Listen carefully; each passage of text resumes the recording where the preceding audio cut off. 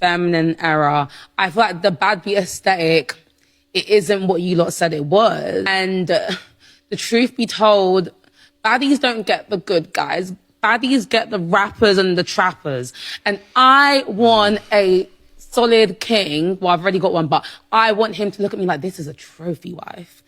Not like, she's going to spend more money. Like, I don't want that. I want him to actually start looking at me like, yeah. I feel like I need to demonstrate a few things, 1-2s. Not too much now, but I'm hearing you, Whitney. Now the question is, was that a Freudian slip when you said I'm looking for a particular bad, or you want a good man? Was that a Freudian slip, or was that just a genuine mistake where you honestly were just trying to make a certain point? All right. Now, for me, listening to Whitney on this video, I've got a couple of questions. I'm asking myself, this growth and this change, this rebrand, this new perspective on life in some sense, is it really because you want to make these changes? Is it really because you've seen the light and you've understood? Or is this something that you feel like you're forced into? And force isn't necessarily a bad thing. You can be forced into a change because you realize with you and your partner, you're having to grow. That person's causing you to look at life differently. It's a forced change. You wouldn't have done it otherwise, right? And she states that at the end of the video. Or is this something else where Whitney is struggling to keep up in this relationship and being afraid to lose it, which is, again, can be good or bad, depending on how you're looking at it. She is trying to change, but doesn't fully understand the actual gravity of what she's actually saying. Because she talks about baddies and the baddie aesthetic, but she blames the audience for that. And then she talks about how baddies only encounter trappers and rappers. How do you know that? You're in a relationship, my guy. You know what I'm saying to you? But, I think we've got some real questions here. She talks about vulnerability. We have to question whether, she's accountable. Number 3, we have to question about her man and whether he is enough for her or whether she feels that she's enough for him and that aspect. And we're going to talk about all of this because there are really, really key pain points here, right? And the pain points here, especially for women, is how much do I change in a relationship before it becomes something that's not me, right? Like, women feel often pressured, especially aesthetically, to change in a way to get different results, right? That's just life. We all have our pressures, right? But the question is, are you changing because you want to? Are you changing because you feel like you have to? And if you feel like you have to, is it because of him and that being in a good way that you're seeing the growth? Or is it because you just want to keep him and actually don't actually believe in the growth change? We're going to discuss that on this video because I think there's a lot to break down, and we're going to play the whole video through and then we're going to break it down for you as well. So make sure you stick around, you like it, you share, you subscribe, you click on that wonderful bell button for notifications of the uploads. Let's play this video from the very beginning, and then I'm going to give you guys some important breakdowns. it's a conclusion that I need to embrace my lady feminine era. I feel like the bad beat aesthetic, it isn't what you lot said it was. And Let's pause it right here. I promised I was going to play the video. I'm lying. And if I'm lying, I'm flying. And if I'm flying, I'm definitely lying. All right, cool. So the words here are very important, okay? She starts off by saying, I'm looking to embrace my more feminine, ladylike, kind of look and energy, right? But then she goes on to say that basically the bad beat aesthetic, it's not giving what you said it's not given. Have you noticed how she switched the blame here? So something that she chose to do, she is blaming the other people. Why? Because the result that she got is not what people said she would get. So she's not even taking accountability right now for the fact that she chose something that she decided to do, and the result that she's getting, she's saying it's your fault. I mean, hey, I chose to do this thing because you said that this is what we will get. Rather than saying, look, you know what? Actually, this bad B look that I've gone for, right? All right, hasn't served me. It hasn't got the results that I actually wanted to get from it. You see, when she shifts the blame, she's lacking accountability and shifting it on someone else. Why is this important for me? I think this is important because, number one, she spoke about vulnerability later on. And sometimes people who are not vulnerable are also not accountable. And that it's probably been said to her in a relationship, I'm sure. Right? People who are not vulnerable can't often be accountable because they're afraid that if they're vulnerable and accountable, what tends to happen is they merge their ego, or I should say, and when I say ego, not like how we describe egos in like pride, but their ego in terms of the mentality, right? They merge up their personhood and their mistakes, and they say, if I'm wrong, then I am wrong as a person. Right? Rather than saying I'm a good person, but I can make mistakes. And that often comes from when we talk about insecure attachment styles. If you know about John Bowlby, Mary Ainsworth, I talk about like a lot of this on the channel about the way that you attach in a relationship. And there is anxious, there is avoidance, which is fearful and dismissive. Those three, they're insecure attachments. They often have issues with accountability because their accountability means saying that they are wrong rather than saying their behavior is wrong. That's how they view it.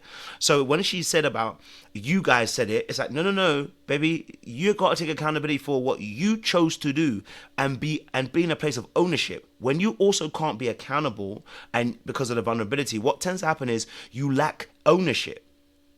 And if you lack ownership, you also lack empowerment. And so actually, did you choose this bad B aesthetic because you wanted a result? Right? Of course we do. We all choose things to have results. But did you choose it because you thought that they said this would be a good idea, which means you don't actually have a voice and you don't have your own identity. You follow the trend. And as you follow the trend, you realize you didn't get the results that you actually wanted. Now, that's really important because then are you shifting your position right now because you believe you can get a different result, not because you actually believe that this is a better way of doing things? This is also really important because now we're discovering that your identity may be based on trends rather than actually being dependent upon what your own thoughts and ideas are. So will we have her in a few years' time saying, you guys said trophy wife, that didn't work either. And rather than saying, actually, I explored these ideas around myself. And this shows that there may be a lack of self-exploration of self and the ability to allow herself to feel emotionally safe to explore that about herself and take accountability for the ownership of her decisions. I don't know why I keep doing this. You know what I mean? I don't know why I keep doing that. You know what I'm saying, G? But allow me. I know I'm making these hand signals. Let's play a little bit more.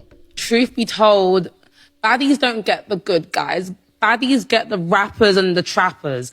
And I want a solid king. Well, I've already got one, but I want him to look at me like this is a trophy wife. Let's pause it there again because it's funny because she says the baddies don't get the good guys. Well, she got a good guy, so what happened? So why are we changing? She actually got the good guy. The guy that you said that Freudian slip. Oh, I've actually got one. So you've actually got a good guy. So what are we really changing for? Again, I'm asking that question. I'm not saying I don't want to judge her. It's more of a question we're asking because she achieved a goal with the baddie look. So where did she get to a point where she was able to question it and say, actually, baddies don't get anything else but trappers and rappers? Baby, you in a whole relationship. So how do you know what you're getting? Now, of course, that doesn't stop people from still approaching you, of course. But, you know, in that sense, I'm asking a question. What's the need for the change? Because the motivation is sounding incorrect to me. And I'm saying to me. Because the change should be, if the change is coming, it should be, listen, I'm changing from the bad B look because I realize now that I don't need that aesthetic anymore. I've realized I've got different needs and different goals, different wants, which that doesn't fulfill anymore. Again, owning this aspect of what you are changing because you are realizing this. It doesn't sound like she is realizing it. It sounds like someone has spoken to you and you are forcing a change. That's what I'm hearing. I'm not hearing this is your own revelation. And so when someone comes to their own personal revelation, the way that they put themselves in it because they've learnt. This has been revealed to you. I always use the scripture, Matthew 16, verse 18, I believe it is, where Jesus Christ asks Peter, who do men say I am? And Peter says, you are the Son of the living God. And he says, this has not been revealed to you by man. It's been revealed to you by the Father in heaven.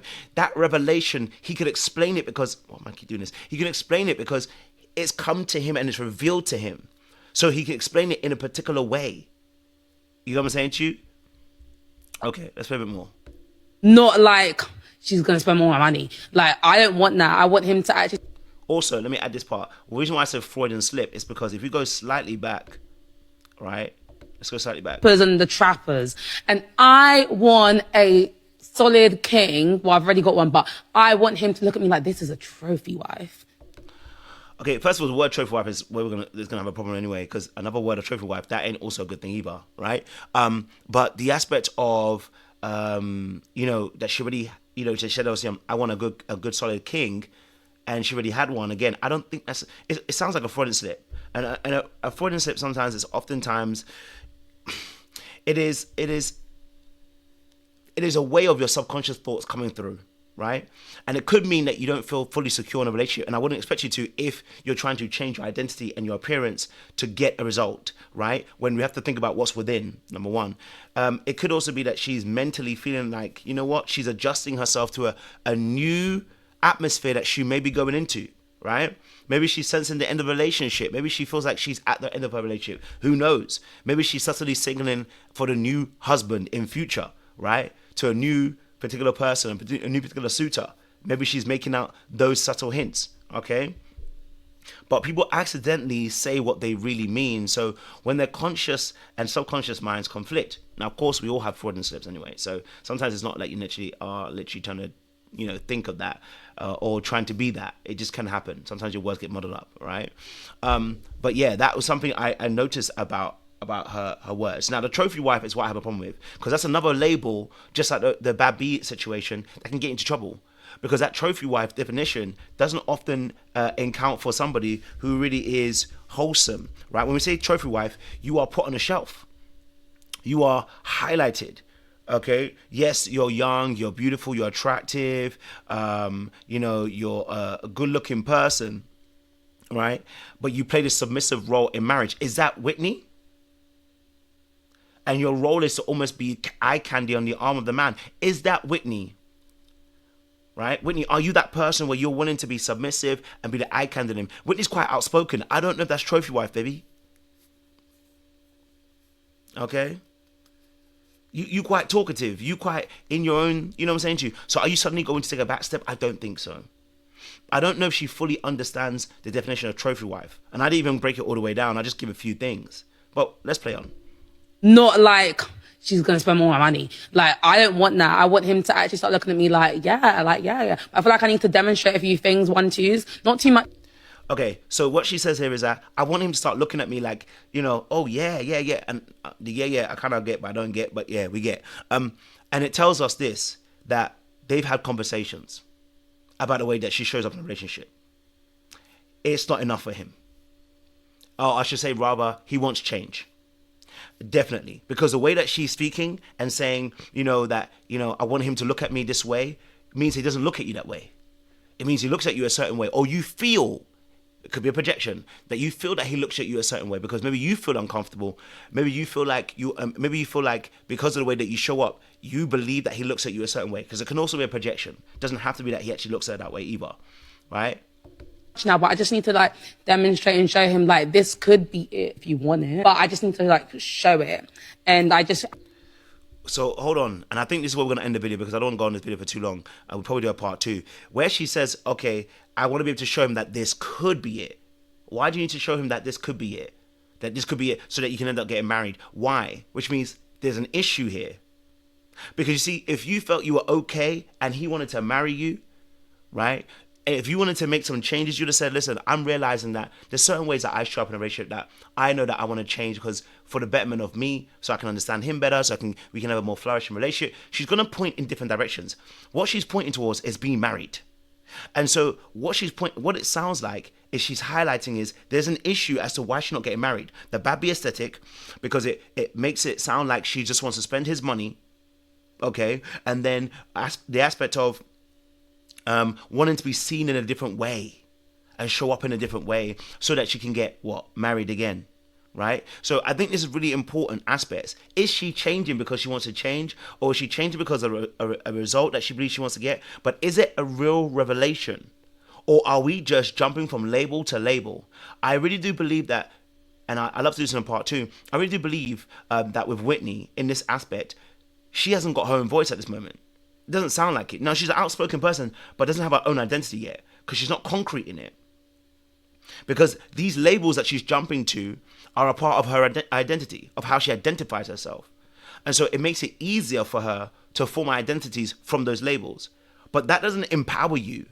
And it also robs you of your actual voice, or what you actually feel like. And I think that's where the vulnerability aspect will come into play. Once she gets vulnerable, it won't just be her feminine. The feminine comes because you actually have a voice. You know what you want and where you're going to, right? And that power from that comes from knowing you, when you have a safety in knowing you. I don't know if Whitney's got it yet. just by listening to the first few seconds of this video, I don't know if she's there yet, but I'm going to do a part 2, and I would love to hear your thoughts and your comments. For those of you, obviously, who are listening to this, if you are struggling with these kind of things, where you're struggling to find your own voice, your own identity, you're trying to change and you're not sure why you're changing, especially if you're in a relationship, listen, this is what we do in coaching. We help identify these things. When I coach people, I coach them in a way that they can actually begin to look at themselves, because we have to look at our relationship with self in order to change any relationship we're actually in. So if Whitney's looking at changing her relationship, she has to change what's within, and that will begin to change outwardly. But the question is, what parts do we change? And I always believe that emotional safety is a key thing. You being able to discuss your difficult emotions, you being able to take a risk and not insult yourself when you make a mistake or anything like that, those are important aspects to emotional safety. You being able to share those feelings with someone else is emotional safety. And so we want to work with as many people as we can, where we can actually begin to change those things in your relationship with self before you change your relationship with others. So listen, I'm going to love you and leave you. Make sure you guys like, share, subscribe, click on that bell button for notification of uploads, and leave a comment down below in the comment section. Do you agree with my sentiments? Maybe I'm reading too much into it, as they would say, but I would love to hear your thoughts. Clara.